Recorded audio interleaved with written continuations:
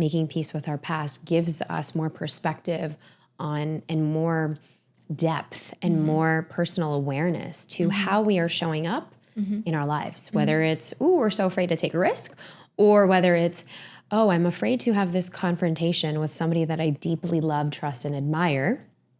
Yeah. Or it's, having a tough conversation, laying the boundaries down with your child.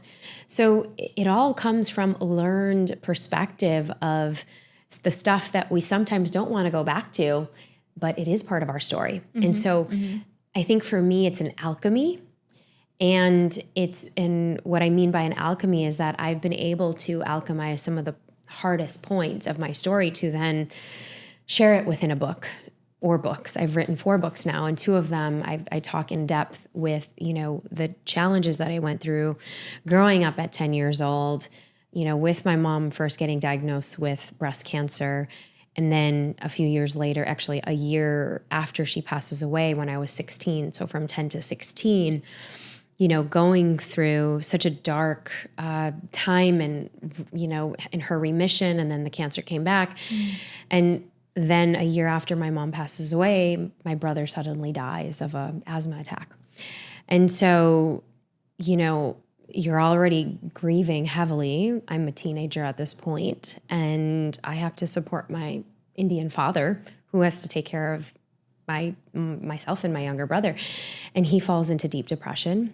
And so, again, you asked about character, and I think that it's those moments that really shaped me to then be able to go to the schools and universities and speak to parents about teaching their kids resilience, because they've been spoon-fed their whole life and now they get rejected from a girl, or they get their first F and they fail a class and they think their life is over, or they start to harm themselves and have these suicidal ideations.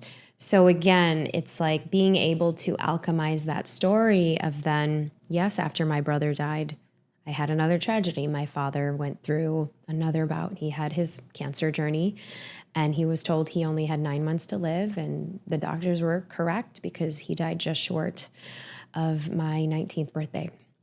So within those 3 years, I went through all of that loss. So entering my 20s, I was like, there is no way. I'm like, I am not going to live under another cloud.